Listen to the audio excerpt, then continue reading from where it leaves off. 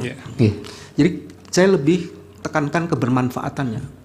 Ada pelanggaran faktual, nyata, dan sistematik berulang-ulang, tapi kemudian Bawaslu membuat putusan itu yang hampir tak bermakna bagi law enforcement proses itu. Nah, dari sisi kompetensi Sekali lagi, gimana itu? ya, karena itu Yang memang mulia, kewenangan. Iya, Kami keberatan karena kuasa hukum mengarahkan ahli untuk menjawab seperti apa yang diinginkan. Iya, Pak ahli tidak perlu harus memaksakan untuk menjadi tahu yang sebenarnya ahli tidak tahu. Kan sudah disumpah. Izin yang mulia, saya kira belum dijawab pertanyaan kami tadi itu. Ketentuan mana di dalam peraturan perundangan yang mengatur bahwa ahli mengatakan bahwa itu adalah merupakan suatu pelanggaran? Mohon diulang. Tadi kan pertanyaan saya adalah dengan kata-kata bahwa penetapan Gibran sebagai calon presiden itu ahli mengatakan itu kan suatu pelanggaran. Saya minta ahli menunjukkan di mana Itu peraturan itu pendapat betul, kan kesimpulan beliau, Prof. Ya, jawaban saya seperti Ya itu. itu adanya. Jadi Pertanyaan termohon tidak juga perlu belum. diperdebatkan itu. Kemudian yang Belum dijawab. Iya, dari Bawaslu dulu satu-satu dengan yang terakhir Pak Repli. Pak Majelis, pertanyaan dari terlapor belum dijawab tadi. terlapor siapa terlapor? Sorry. tadi sudah saya Pak jawab. jadi terlapor gimana? Sorry, termohon, mohon maaf. Sudah Belum dijawab majelis. Jadi Subscribe Berita Surakarta.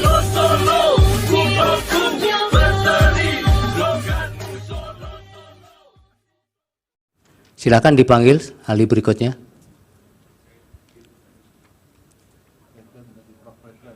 Prof Ridwan.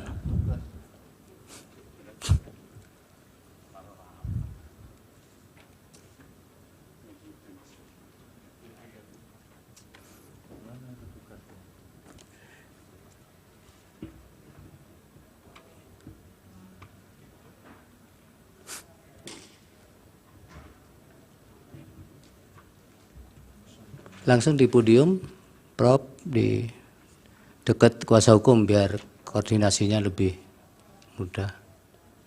izin yang mulia, termohon. Iya, gimana?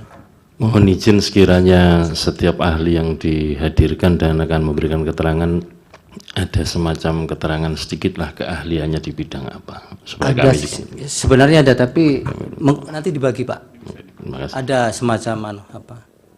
Dari CV dan nanti kami serahkan. Silakan, Prof. Waktunya akumulasinya 20 menit, tapi mungkin 5-7 menit bisa memberikan pendapat yang esensial yang akan diterangkan, Prof.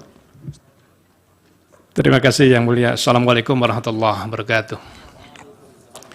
Sebelum saya menyampaikan ini, saya perkenalkan, saya ahlinya di bidang hukum administrasi dan saya sebagai pengajar hukum administrasi. Dan saya pada kesempatan ini akan menyampaikan juga dari perspektif hukum administrasi itu. Ada 3 hal yang ingin kami sampaikan di kesempatan ini.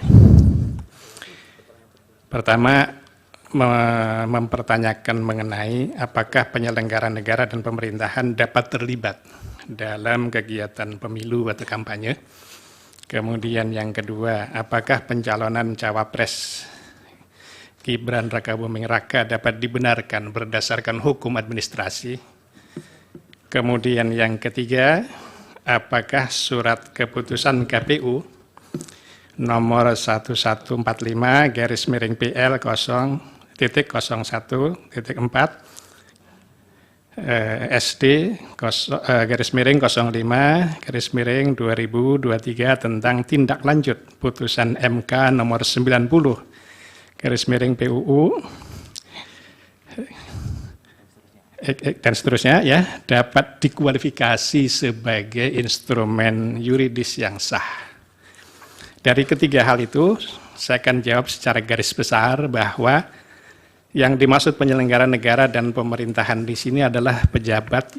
Itu ada beberapa undang-undang yang menyebut berbeda. Ada yang menyebut pejabat negara, ada yang menyebut pejabat pemerintahan, dan itu tapi substansinya sama, dan itu adalah fungsionaris dari jabatan publik. Dan itu pejabat publik itu baik di tingkat pusat maupun di tingkat daerah dicirikan oleh 3 hal. Yang pertama ada hubungan dinas publik, open bar di invest tracking dengan negara. Kemudian yang kedua, diberi gaji dan tunjangan oleh negara, kemudian diangkat dan ditetapkan oleh pejabat yang berwenang. Nah, selama menjabat sebagai pejabat publik, mereka itu melakukan perbuatan hukum untuk dan atas nama negara, untuk dan atas nama jabatan, amhalfe, dan ia bertindak atau bekerja demi untuk penyelenggaraan tugas-tugas publik, yaitu memberikan pelayanan terhadap warga negara, bukan untuk kepentingan orang per orang. Nah, atas dasar kedudukan seperti itu, maka pada dasarnya bahwa pejabat itu selagi ia berstatus sebagai pejabat, pada dasarnya secara hukum administrasi, ia tidak diperkenankan untuk terlibat dalam kegiatan kampanye. Namun, Undang-Undang Pemilu membolehkan dengan dua syarat. Syarat yang pertama adalah boleh dengan izin cuti, kemudian yang kedua dipersyaratkan tidak boleh menggunakan fasilitas negara. Kalau syarat ini terpenuhi maka boleh, tapi kalau tidak terpenuhi maka itu secara hukum administrasi masuk dalam kategori perbuatan melawan hukum berdasarkan hukum administrasi yang dikenal dengan istilah onrechtmatig besturen. Onrechtmatig besturen itu ada 4 kemungkinan. Kemungkinan pertama adalah tindakannya itu bertentangan dengan peraturan perundang-undangan yang berlaku. Kemungkinan kedua, tergolong sebagai perbuatan melawan hukum dalam perspektif hukum administrasi adalah ada penyalahgunaan wewenang di situ. Kemudian yang ketiga, tindakan itu ada unsur sewenang-wenang, willekeur.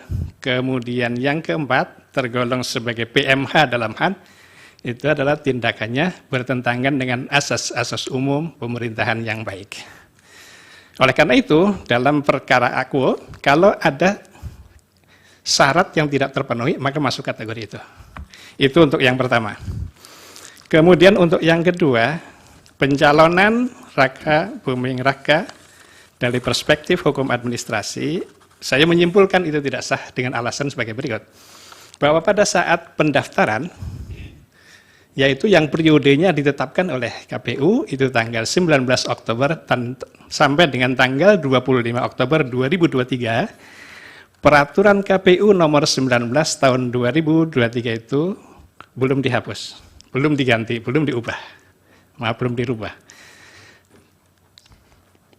Sehingga dengan demikian, peraturan yang berlaku saat itu adalah peraturan KPU nomor 19 tahun 2023 itu yang mensyaratkan calonnya itu adalah berusia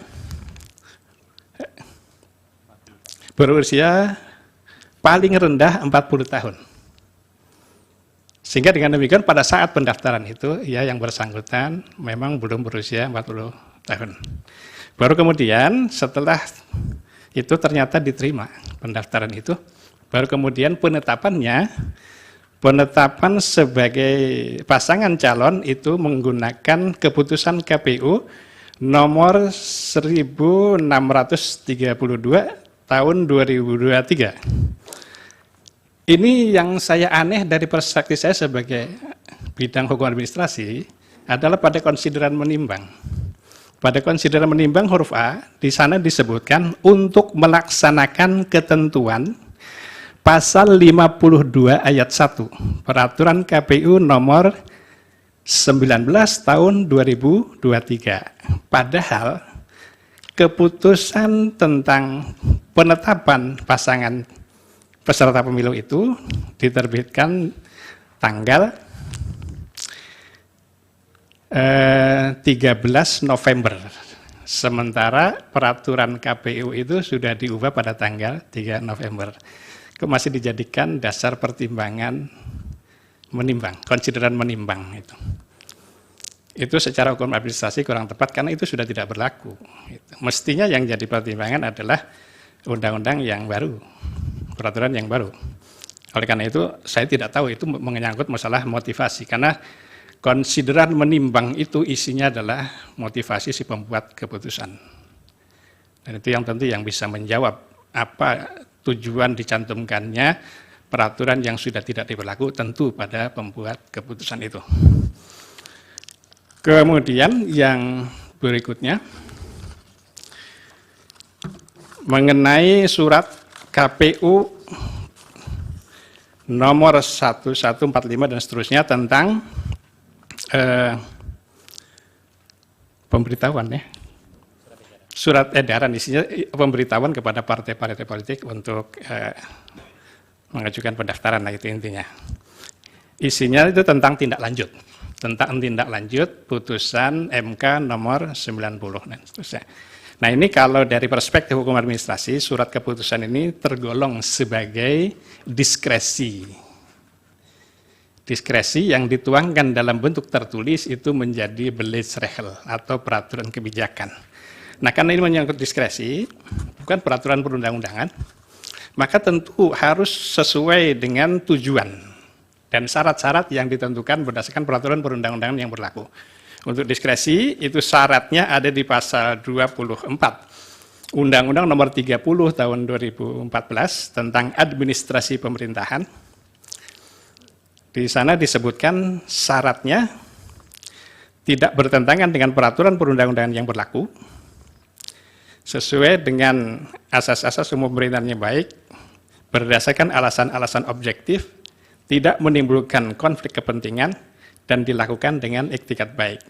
Sekedar catatan bahwa untuk poin bertentangan dengan peraturan perundang-undangan yang berlaku sebagai syarat, itu sudah ditiadakan dengan Undang-Undang Cipta Kerja. Kemudian untuk tujuan diskresi itu adalah melancarkan penyelenggaraan pemerintahan, mengisi kekosongan hukum, memberikan kepastian hukum, mengatasi stagnasi pemerintahan, dan mengatasi stagnasi pemerintahan dalam keadaan tertentu guna kemanfaatan dan demi kepentingan umum. Syarat dan tujuan diskresi ini berdasarkan Undang-Undang Administrasi Pemerintahan, baik syarat maupun tujuannya, itu sifatnya kumulatif. Sehingga karena kumulatif, agak sulit untuk dipenuhi itu sebagai peraturan kebijakan yang sesuai dengan undang-undang ini. Karena putusan MK itu tidak ada vague norm, tidak ada norma yang samar. Tidak ada pilihan juga, hanya satu hal, yaitu mengubah ketentuan pasal 169 tentang syarat itu, huruf Q, hanya itu. Sehingga hanya ada satu hal yang dapat dilakukan oleh KPU ketika itu, yaitu mengubah saja. Mengubah peraturan KPU itu sesuai dengan putusan MK itu. Tidak ada alternatif lain. Tidak ada pilihan lain. Ketika itu tidak ada pilihan lain, maka diskresi tidak dapat digunakan. Harus menggunakan peraturan atau ketentuan yang berlaku. Itu secara garis besar dari apa yang kami sampaikan. Baik, silakan dari kuasa hukum, ada pertanyaan? Terima kasih. Ahli, ada pengaduan soal Ditulis ya Prof, nanti lupa. ada pengaduan yang berkaitan dengan kampanye yang dilakukan oleh menteri. Nah, pengaduan itu dilaporkan ke Bawaslu. Tapi oleh Bawaslu itu tidak diselesaikan. Ada yang tidak diselesaikan dan ada yang diselesaikan. Atas dasar itu kemudian diajukanlah ke DKPP tindakan Bawaslu yang tidak memenuhi kewajibannya seutuh-utuhnya itu. DKPP kemudian membuat putusan, tapi putusannya itu dibuat setelah proses kampanye selesai dan dinyatakan bahwa menterinya, sebut saja Zulkifli Hasan, telah melakukan pelanggaran mengenai kampanye, mengenai cuti kampanye, dan putusannya hanya menegurnya saja. Dalam perspektif keahlian saudara saksi, bagaimana saudara ahli, bagaimana dengan putusan yang seperti itu yang sama sekali tidak mengubah bahwa telah dilakukan kampanye bansos berulang-ulang kali? Itu bagian yang pertama. Yang kedua, tadi sudah dikemukakan dengan sangat baik soal diskresi. Diskresi ini selalu dijadikan dasar dan dibuat menjadi bagian yang lazim dilakukan oleh teman-teman di KPU. Dan surat edaran yang dibuat untuk menindaklanjuti putusan KPU itu, tadi disebutkan tidak boleh dijadikan dasar sebagai diskresi. Kalau itu dijadikan sebagai dasar diskresi dan dipaksakan itu, apa akibat hukumnya? Apakah diskualifikasi terhadap calon-calon tertentu yang tidak memenuhi syarat itu bisa dilakukan? Terima kasih. Pak Refli, silakan. Iya, tadi saudara mengatakan bahwa penetapan Gibran itu adalah pelanggaran dari sudut hukum administrasi. Pertanyaan saya, seandainya pelanggaran ini tidak disengketakan, apakah kemudian pelanggaran tersebut kemudian dianggap menjadi sah begitu? Itu termasuk misalnya tidak, dan apakah masih bisa dipersoalkan di institusi seperti Mahkamah Konstitusi ini? Cukup ya. Termohon, silakan. Terima kasih kepada saudara ahli. Sebelum kami mengajukan pertanyaan, akan kami bacakan rumusan pasal di dalam peraturan KPU nomor 19 tahun 2023 tentang pencalonan serta pemilu presiden dan wakil presiden. Di dalam pasal 13 ayat 3 itu ditentukan bahwa syarat calon presiden dan wakil presiden berusia paling rendah 40 tahun sebagaimana dimaksud pada ayat 1 huruf Q terhitung sejak penetapan pasangan calon oleh KPU.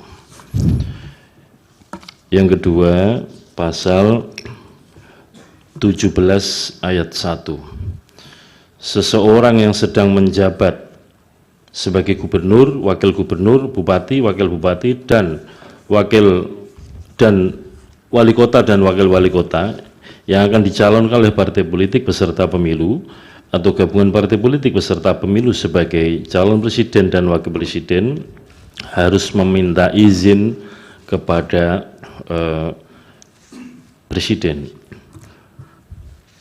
Pertanyaan yang pertama adalah, apabila ada seseorang diajukan oleh partai politik atau gabungan partai politik dan kemudian ketika hadir ke KPU berdasarkan ketentuan yang saya bacakan tadi di peraturan KPU nomor 19 tahun 2023, yaitu membawa fotokopi KTP, kemudian membawa surat izin dari presiden, apakah dapat dinyatakan memenuhi syarat?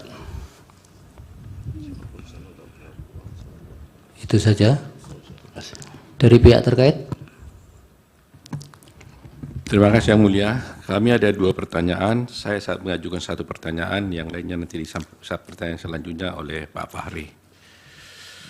Ahli,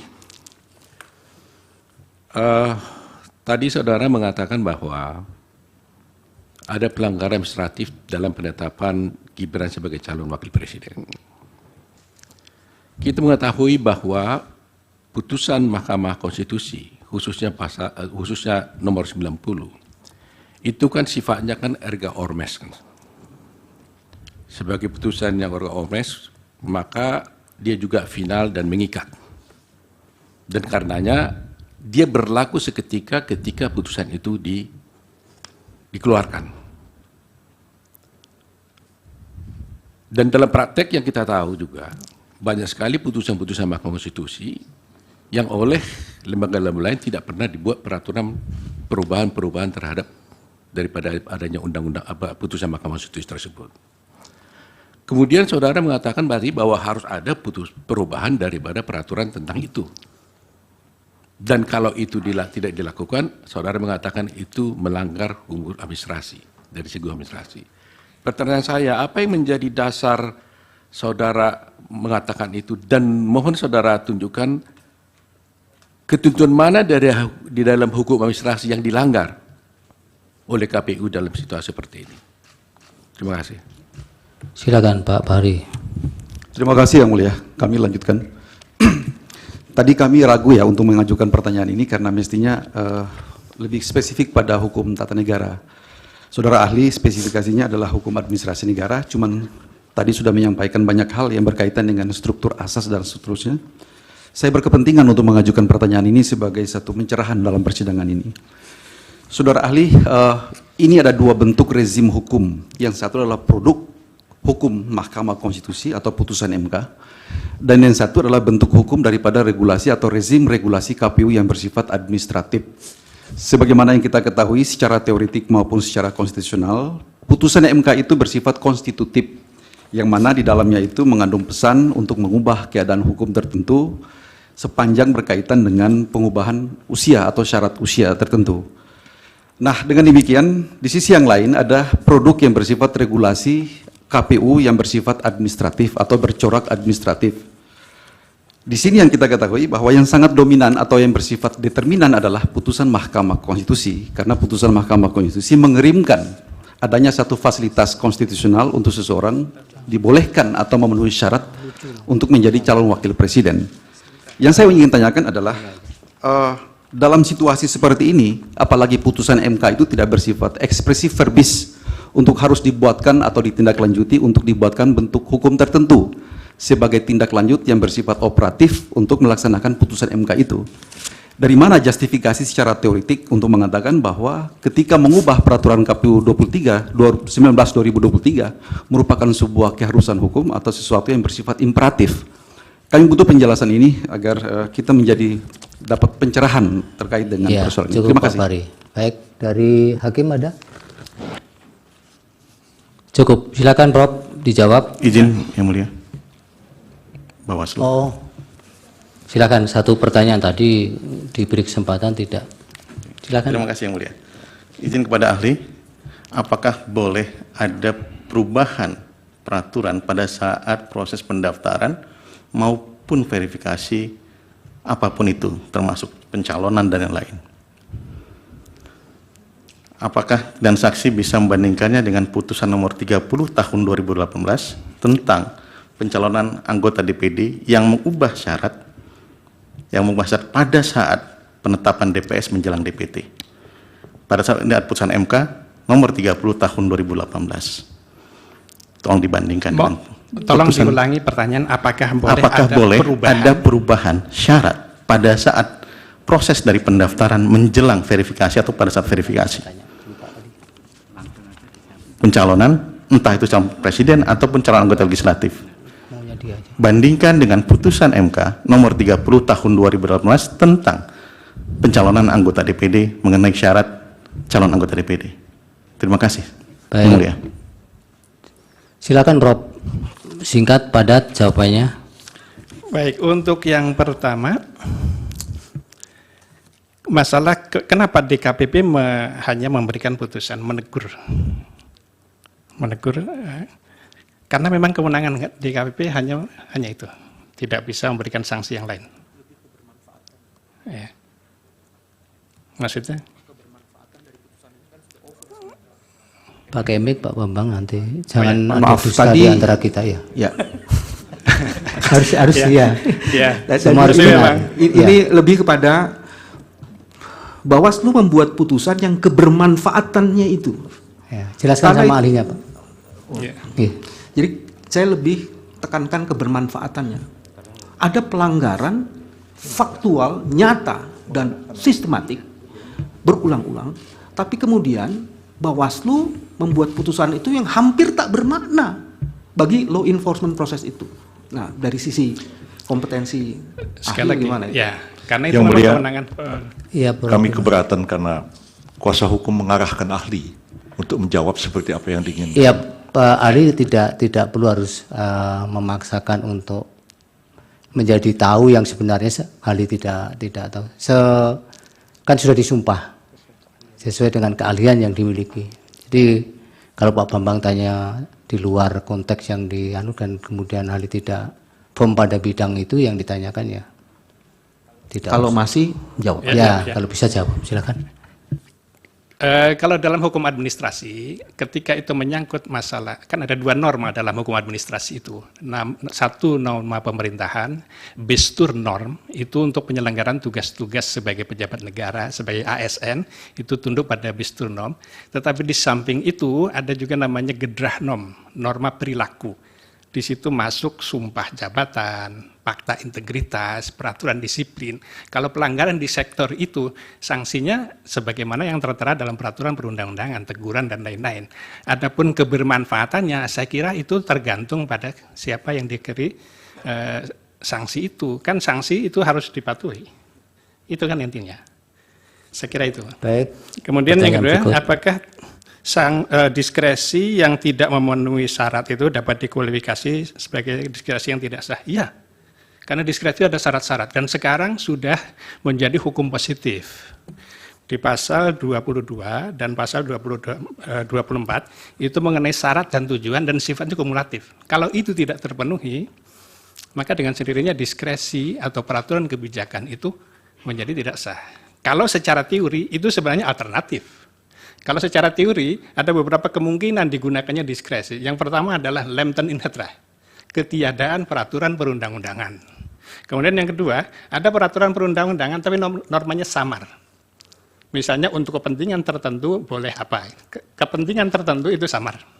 Itu boleh diberi penjelasan oleh peraturan oleh pejabat yang berwenang dalam bentuk peraturan kebijakan. Atau mengandung norma terbuka.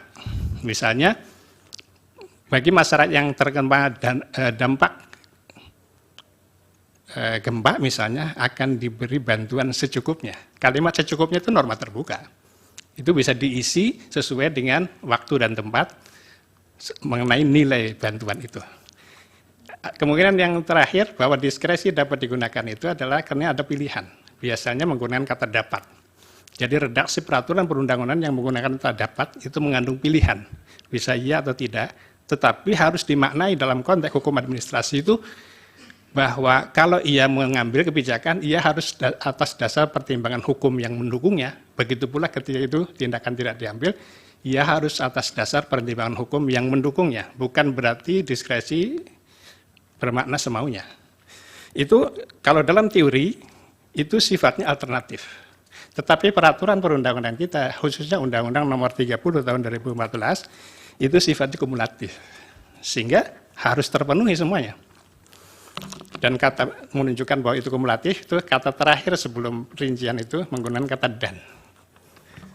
Dan di dalam anotasi itu jelas-jelas disampaikan di sana bahwa itu sifatnya kumulatif. Kalau tidak terpenuhi salah satu maka tidak bisa digunakan. Atau dengan kata lain, peraturan atau diskresinya itu menjadi tidak sah. Kemudian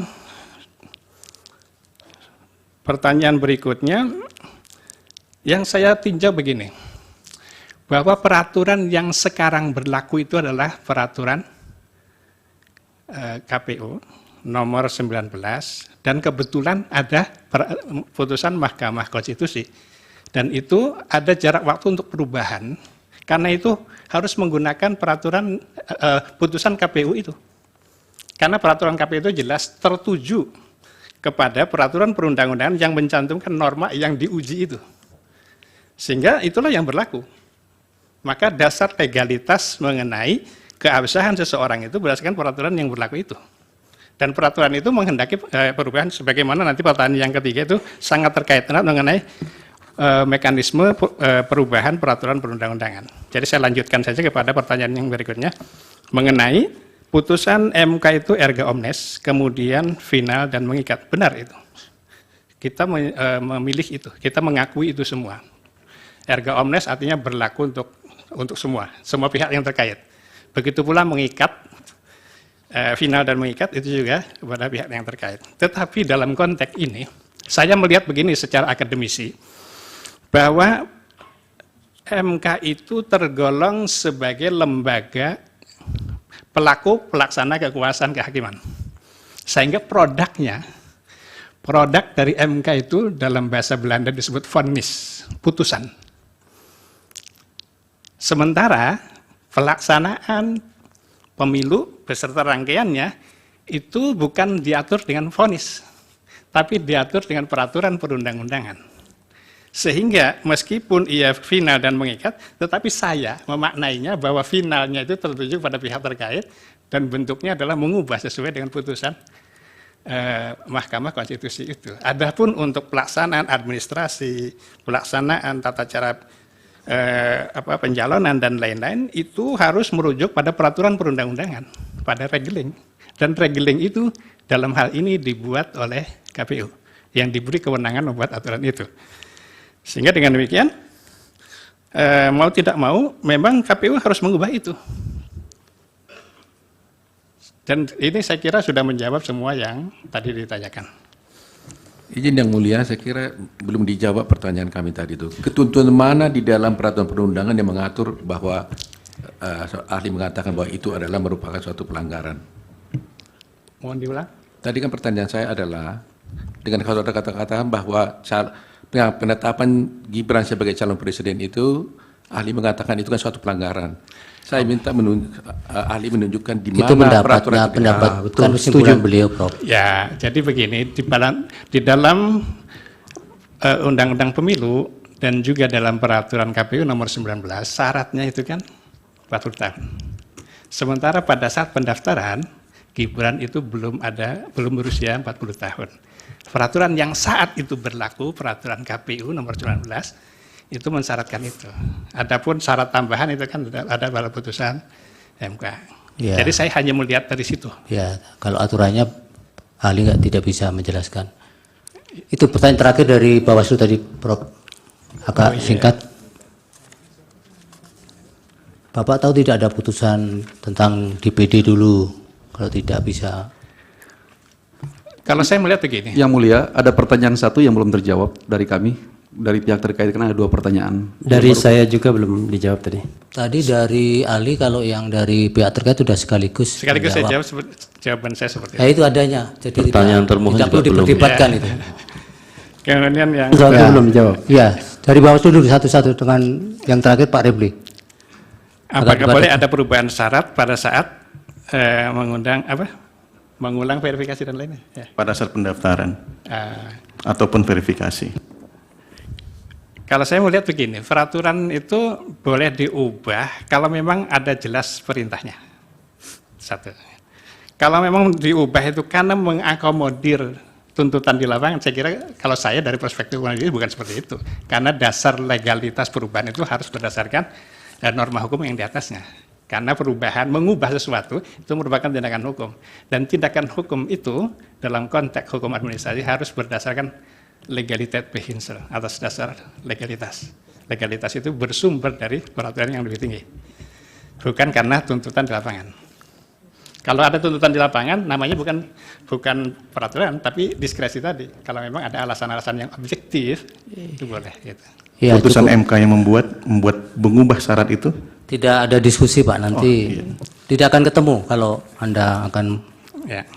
Silakan Pak Repli, satu pertanyaan yang belum Tadi terjawab katanya. saya mengatakan kan keputusan penetapan ini dianggap melanggar hukum administrasi karena ahlinya hukum administrasi. Dan dalam konteks pemilu kita tahu bahwa hal seperti ini bisa disengketakan ke Badan Pengawas Pemilu.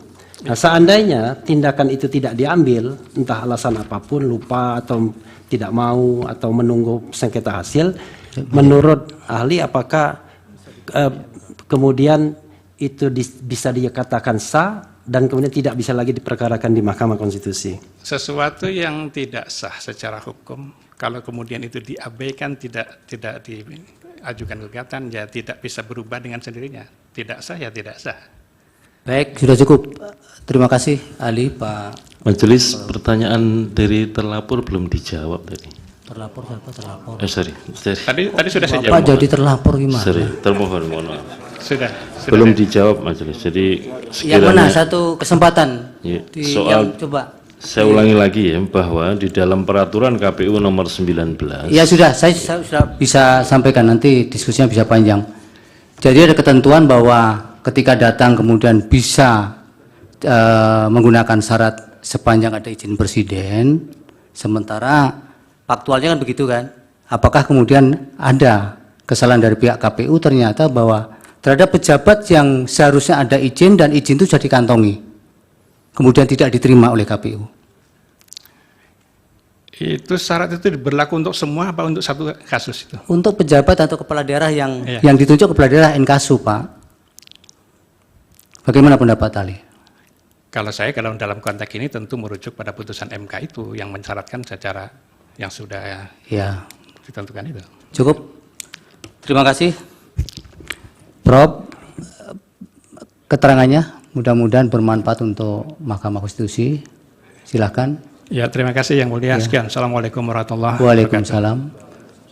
Subscribe Berita Surakarta.